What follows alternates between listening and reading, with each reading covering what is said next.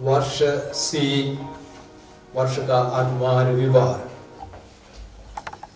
प्रभु आप लोगों के साथ हो और आपकी आत्मा के साथ। संत लूकास के अनुसार पवित्र सुसमाचार।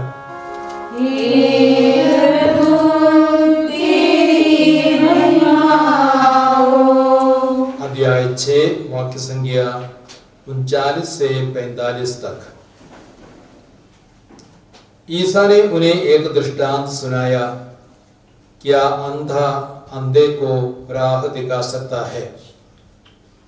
क्या दोनों ही गड्ढे में नहीं गिर पड़ेंगे?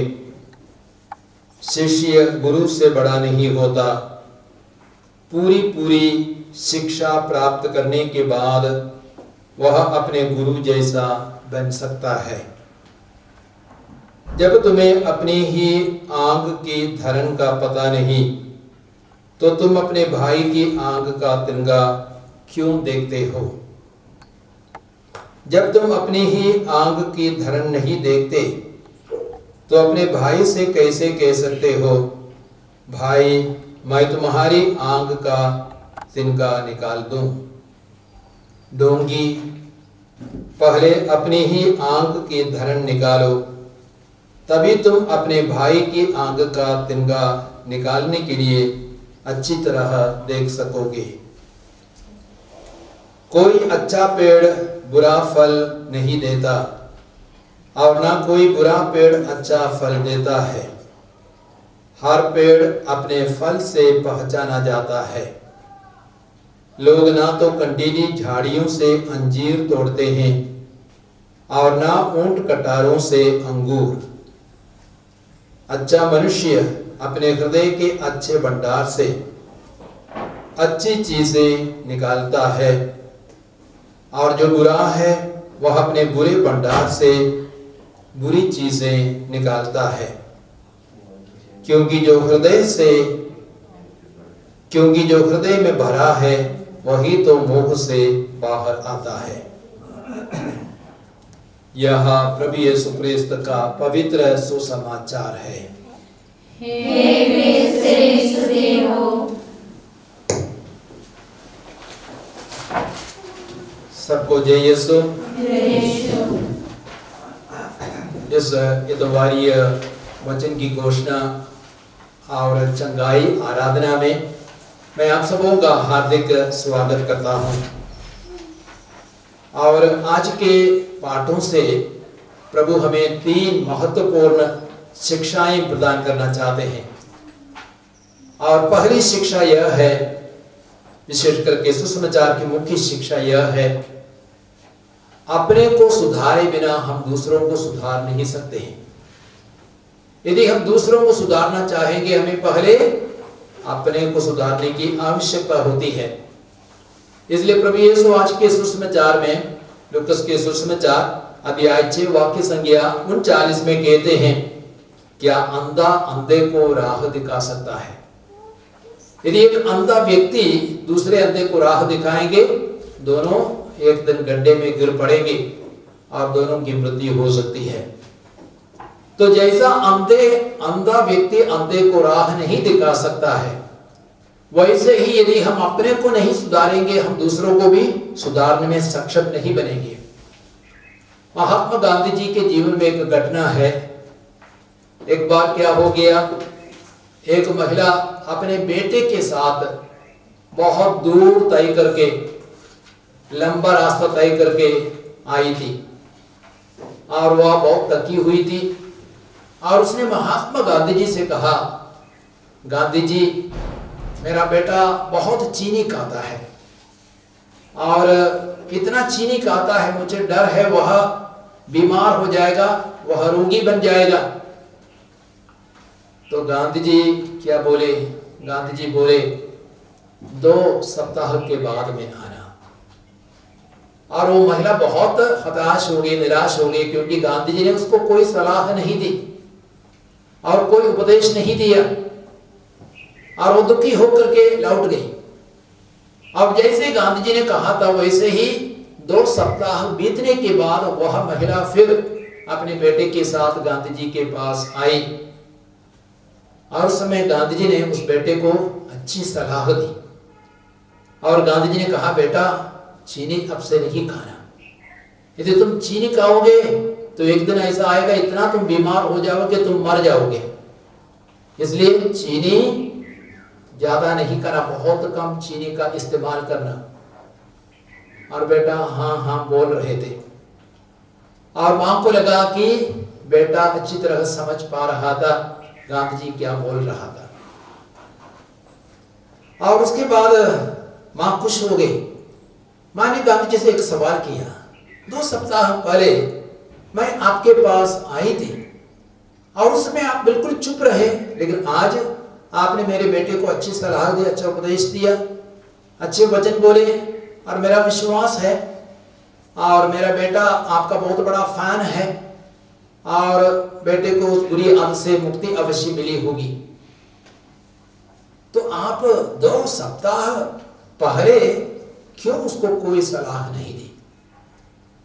तब गांधी जी बोले, मैंने कोई सलाह इसलिए नहीं दी क्योंकि मैं भी बहुत चीनी खाता था। लेकिन आज मैंने भी चीनी खाना छोड़ दिया है। 2 सप्ताह पहले से मैंने भी चीनी से परहेज रखा, मैं भी चीनी नहीं खाता हूं, इसलिए मैंने उस बेटे को सलाह दी चीनी ना खाने के लिए। प्यारे भाई और बहनों, देखिए गांधी जी ने अपने जीवन में बदलाव लाया, अपने जीवन को परिवर्तित किया, अपनी बुरी आदत को छोड़ा और तब उसने उस बेटे को सलाह दी और बेटे ने भी चीनी को छोड़ दिया। Praise the Lord, praise the Lord. हम दूसरों को सुधारना चाहते हैं, दूसरों के जीवन में हम लोग परिवर्तन चाहते हैं और दूसरों की निंदा करते, दूसरों की आलोचना करते हैं, लेकिन हम अपने आप को कभी नहीं देखते मेरा जीवन कैसा है, मेरा आचरण कैसा है, मेरा व्यवहार कैसा है। और तो वचन कहता है हम अपने को बदले बिना दूसरों को बदलने में सक्षम नहीं होंगे। तो दूसरों के जीवन में कुछ परिवर्तन लाना है, मुझे सबसे पहले अपने जीवन में परिवर्तन लाने की आवश्यकता है। पुरोहितों के लिए यह बहुत जरूरी है, धर्म बहनों के लिए जरूरी है, माता पिता के लिए, गुरुजनों के लिए, सबों के लिए बहुत ही जरूरी है कि हम अपने आप को सबसे पहले सुधारें, तभी ही हम दूसरों को सुधारने में सक्षम बनेंगे। आज के ही सुसमाचार में, लूकास के सुसमाचार अध्याय 6 वाक्य संख्या 42 में यीशु क्या कहते हैं? पहले अपनी ही आंख की धरन निकालो, तभी तुम अपने भाई की आंख का तिनका निकालने के लिए अच्छी तरह देख सकोगे। संभव है हम सबों की आंखों में बड़ी बड़ी धरन है, लकड़ी के बड़े बड़े टुकड़े हैं और हम दूसरों की आंखों से ऐसी हालत में तिनका नहीं निकाल पाएंगे। हमें अपनी ही आंखों को सुधारना है, तभी हम दूसरों की आंखों को सुधार सकेंगे। और आज के सुसमाचार की एक दूसरी महत्वपूर्ण शिक्षा, दूसरी शिक्षा यह है, पेड़ की पहचान फल से होती है। पेड़ की पहचान फल से होती है। पेड़ की पहचान उसके पत्तों से नहीं, उसकी डालियों से नहीं, उसकी मोटाई से नहीं, उसकी ऊंचाई से नहीं, उसके आकार से नहीं, लेकिन पेड़ की पहचान कैसे होती है? उसके फल से होती है। यदि पेड़ अच्छा फल उत्पन्न करता है तब हम बोलेंगे पेड़ अच्छा है, और यदि पेड़ खराब फल उत्पन्न करता है तो हम बोलेंगे पेड़ बेकार है। तो पेड़ की पहचान फल से होती है, और वैसे ही हर इंसान की पहचान हमारे आचरण से, हमारे व्यवहार से और हमारे होठों के फल से, हमारे व्यवहार के फलों से पहचानी जाती है। तो इसलिए पेड़ को अच्छा बनने के लिए पेड़ को अच्छा फल उत्पन्न करना है। हमें भी अच्छा बनने के लिए अच्छे अच्छे फलों को उत्पन्न करना है, जीवन के अच्छे अच्छे फलों को हमें उत्पन्न करना है। हम देखते हैं प्रवक्ता ग्रंथ अध्याय 27 वाक्य संख्या 6 और 7 में, प्रवक्ता ग्रंथ अध्याय 27 वाक्य संख्या 6 और 7 में वहां प्रभु का वचन कहता है, बातचीत में मनुष्य की परख होती है, पेड़ के फल बाग की कसौटी होते हैं और मनुष्य के शब्दों से उसके स्वभाव का पता चलता है। एक मनुष्य के स्वभाव का पता कैसे चलता है? उसके शब्दों से, मनुष्य के शब्दों से उसके स्वभाव का पता चल जाता है। इसलिए हम सोच समझ करके अपनी बातों को बोले, अपना आचरण करे, व्यवहार करे, यह बहुत ही जरूरी बात है। और यूहन्ना के सुसमाचार अध्याय 15 वाक्य संख्या 16 में प्रभु यीशु क्या कहते हैं? तुमने मुझे नहीं चुना, मैंने तुम्हें चुना और नियुक्त किया जिसे तुम जाकर फल उत्पन्न करो और तुम्हारा फल बना रहे। तो प्रभु ने हमें चुना है, हमें बुलाया है ताकि हम अच्छे अच्छे फलों को उत्पन्न करें, बने रहने वाले फलों को उत्पन्न करें। ये बने रहने वाले फल क्या है? ये पपीता नहीं है, केला नहीं है, वो सब थोड़े ही दिन में सड़ जाएंगे। तो हमें बने रहने वाले फलों को उत्पन्न करना है। वे क्या है? हाँ, पवित्र आत्मा का फल। गलातियों के पत्र अध्याय 5 22 और 23 में संत पौलुस क्या कहते हैं? आत्मा का फल है प्रेम, आनंद, शांति, सहनशीलता, मिलनसारी, दयालुता, ईमानदारी, सौम्यता और संयम। तो हमें इन आत्मिक फलों को उत्पन्न करना है। और साथ ही साथ संत पौलुस कहते हैं कुरिन्थियों के पहले पत्र अध्याय 13 वाक्य संख्या 13 में क्या है? प्रेम, विश्वास, भरोसा, ये तीनों बने रहते हैं और इनमें सबसे महान प्रेम है। तो हमें इन फलों को उत्पन्न करना है और इन फलों को उत्पन्न करने के लिए ही प्रभु ने हमें बुलाया है, हमें चुना है। और हम देखते हैं प्रेरित चरित्र अध्याय 10 वाक्य संख्या 38 में प्रभु यीशु पवित्र आत्मा और सामर्थ्य से परिपूर्ण थे और प्रभु यीशु घूम करके भलाई के कार्य करते थे और अपराधों को निकालते थे, रोगियों को चंगा करते थे, उपदेश सुसमाचार के वचन सुनाते थे। तो हमें भी यीशु की तरह पवित्र आत्मा से परिपूर्ण होकर अच्छे अच्छे फलों को उत्पन्न करना है, अच्छे अच्छे कार्य करना है। उसी के लिए प्रभु ने हमें चुना है, हमें बुलाया है। और आज के सुसमाचार लूकास के सुसमाचार अध्याय 6 वाक्य संख्या 45 में यीशु क्या कहते हैं? अच्छा मनुष्य अपने हृदय के अच्छे भंडार से अच्छी चीजें निकालता है। इस वचन को दोहराएंगे, अच्छा मनुष्य अपने हृदय के अच्छे भंडार से अच्छी चीजें निकालता है और जो बुरा है वो अपने बुरे भंडार से बुरी चीजें निकालता है, क्योंकि जो हृदय में भरा है वही तो मुंह से बाहर आता है। तो हमें अपने हृदयों को अच्छे अच्छे पवित्र आत्मा के फलों से भरना है और अच्छे विचारों से भरना है, सकारात्मक विचारों से भरना है। यदि हम अपने हृदय में आत्मा को नकारात्मक चीजों से, गंदी चीजों से भरेंगे, हमारे मुख से भी गंदी बातें निकलेंगी।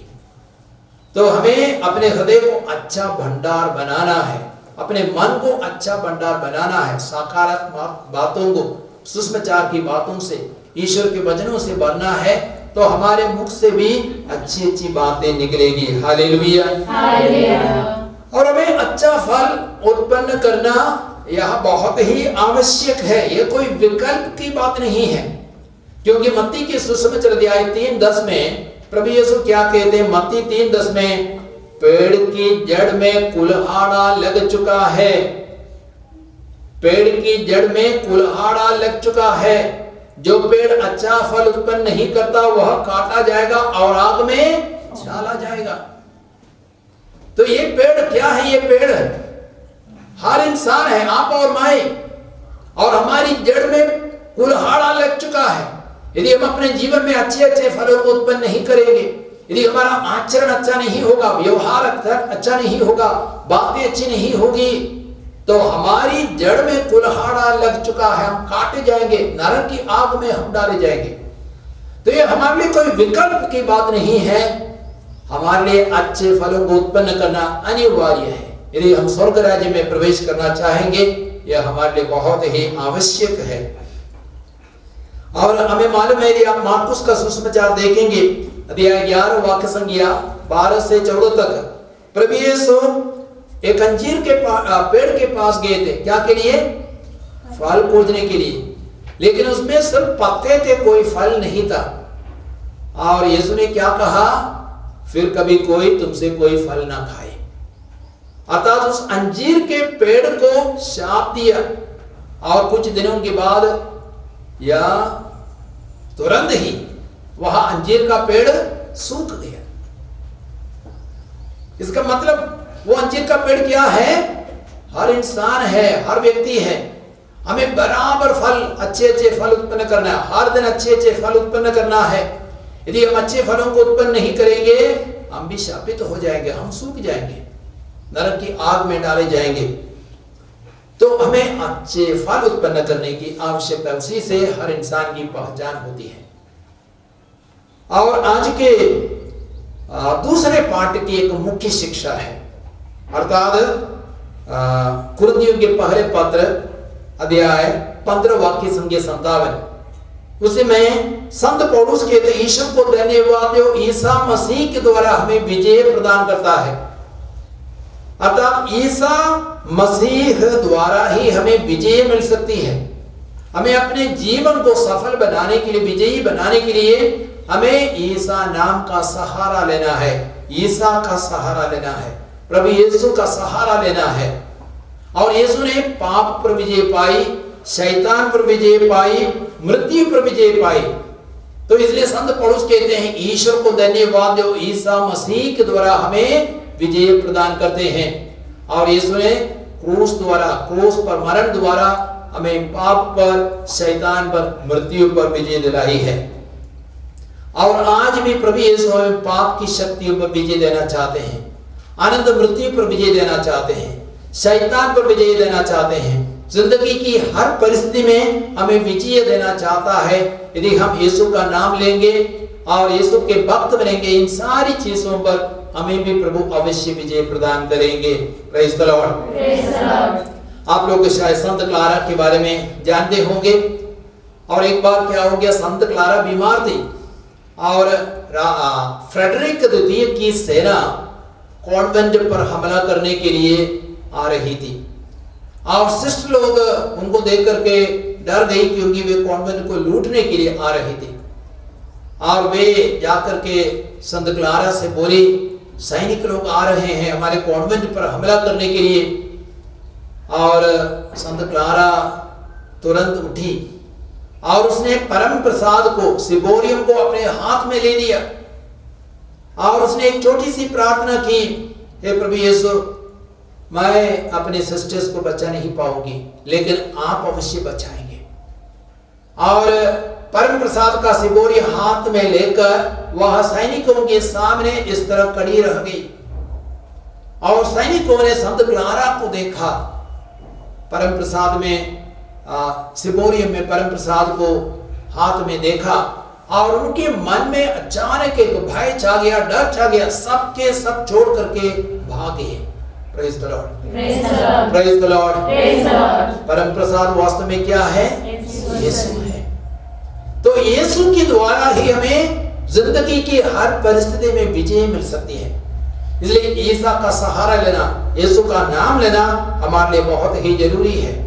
स्तोत्र 20 वाक्य 7 में, स्तोत्र ग्रंथ अध्याय 20 वाक्य 7 में वचन कहता है, अब मैं जान गया कि प्रभु अपने अभिषिक्त को विजय दिलाता है। वह अपने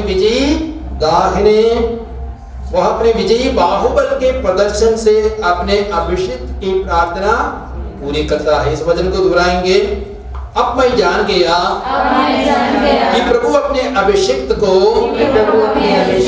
विजय दिलाता है। वह अपने विजयी बाहुबल के प्रदर्शन से अपने अभिषिक्त की प्रार्थना पूरी करता है। तो हमें विजय की जरूरत है, सफलता की जरूरत है। हमारी कई परिस्थितियां हैं जीवन में, उन सारी परिस्थितियों में और बुरी आदतों में, बुराइयों में, पापों में हमें विजय की आवश्यकता है। और उसके लिए प्रभु यीशु का सहारा लेना बहुत ही आवश्यक है। तो प्यारे भाई और बहनों, आपने देखा कि अपने को सुधारे बिना हम दूसरों को कभी नहीं सुधार सकेंगे। तो इसलिए अपने जीवन को बदलना, अपने जीवन को सुधारना सबसे आवश्यक बात है। और एक दूसरी बात, पेड़ की पहचान फल से होती है।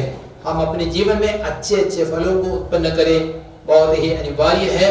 और एक तीसरी मुख्य बात हमने सुनी, तो ईसा मसीह के द्वारा ही हमें अपने जीवन में विजय मिल सकती है।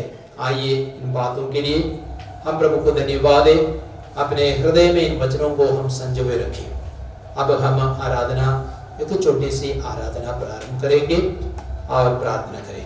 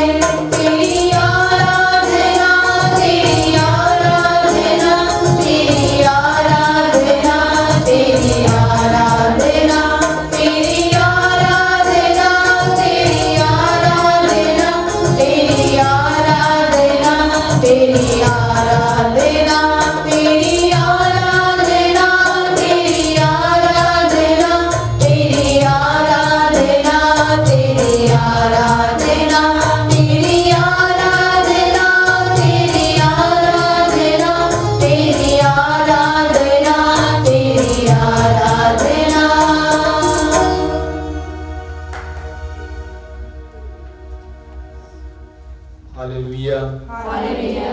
यीशु की स्तुति हो, यीशु की स्तुति हो, यीशु को धन्यवाद, यीशु को धन्यवाद। Hallelujah, hallelujah, hallelujah, hallelujah. Yeshu की स्तुति हो, यीशु की स्तुति हो, यीशु को धन्यवाद, यीशु को धन्यवाद, यीशु को धन्यवाद, यीशु को धन्यवाद।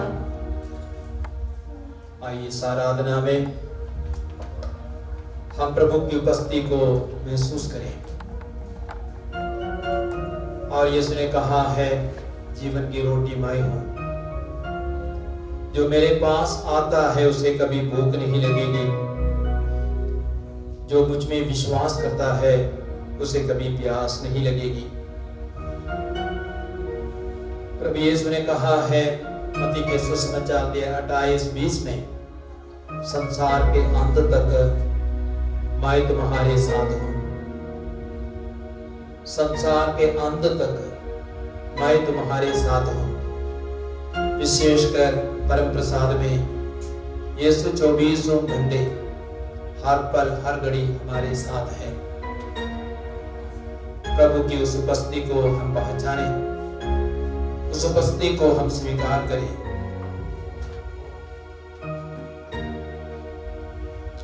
आज के सुसमाचार में हमने सुना कि हम अपने को सुधारे बिना दूसरों को सुधार नहीं सकेंगे। इसलिए प्रभु यीशु कहते हैं, क्या अंधा अंधे को राह दिखा सकता है?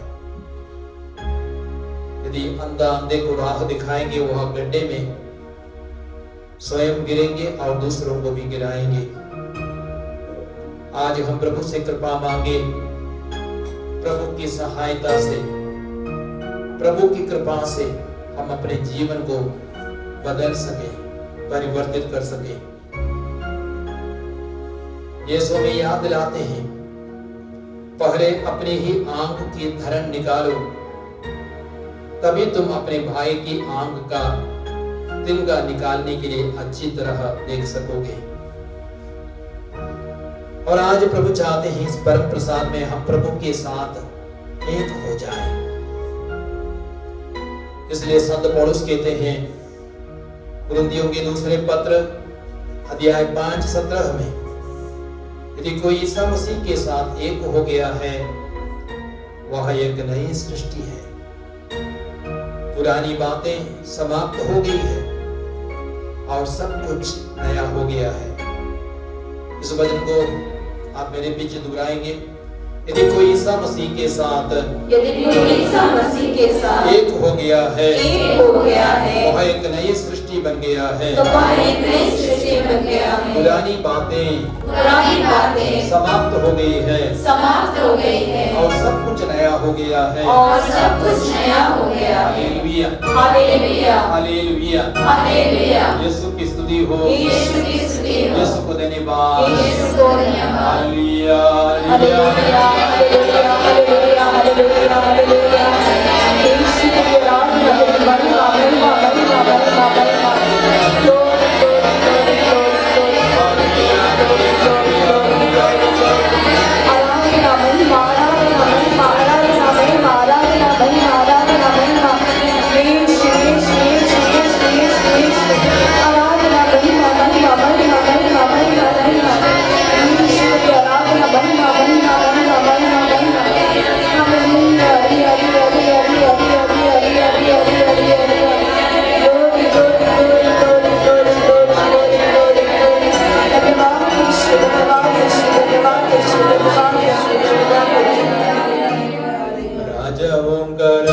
यीशु हालेलुया, प्रभु का प्रभु यीशु हालेलुया, राजाओं का राजा यीशु हालेलुया, प्रभु का प्रभु यीशु हालेलुया, जीवन देने वाला यीशु हालेलुया, जीवन देने वाला यीशु हालेलुया, मुक्ति देने वाला यीशु हालेलुया, मुक्ति देने वाला यीशु हालेलुया, राजाओं का राजा यीशु हालेलुया, प्रभु का प्रभु यीशु हालेलुया।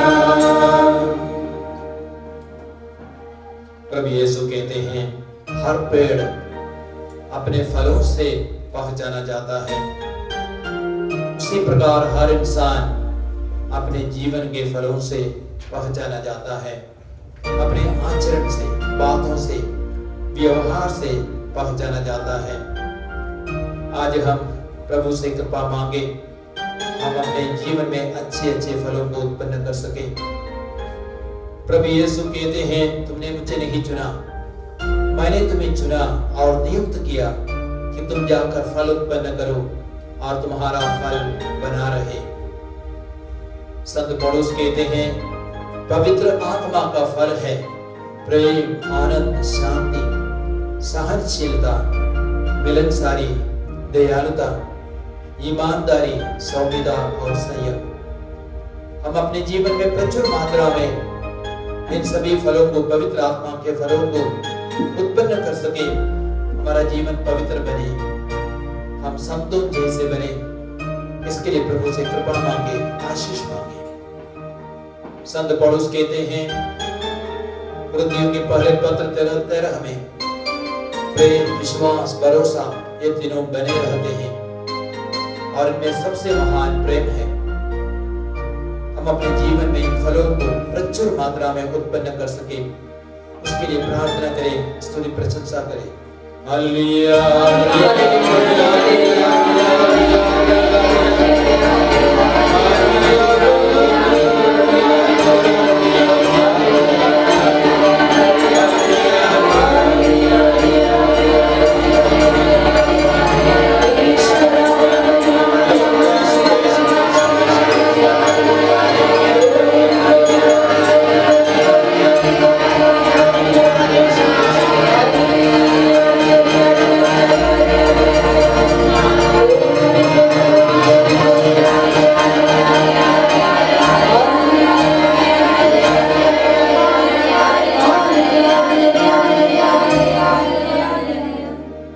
राजाओं का राजा यीशु, हालेलुया, प्रभुओं का प्रभु यीशु, हालेलुया, राजाओं का राजा यीशु, हालेलुया, प्रभुओं का प्रभु यीशु, हालेलुया, शांति देने वाला यीशु, हालेलुया, शांति देने वाला यीशु, हालेलुया, शक्ति देने वाला यीशु, हालेलुया, शक्ति देने वाला यीशु, हालेलुया, राजाओं का राजा यीशु, हालेलुया, प्रभुओं का प्रभु यीशु, हालेलुया।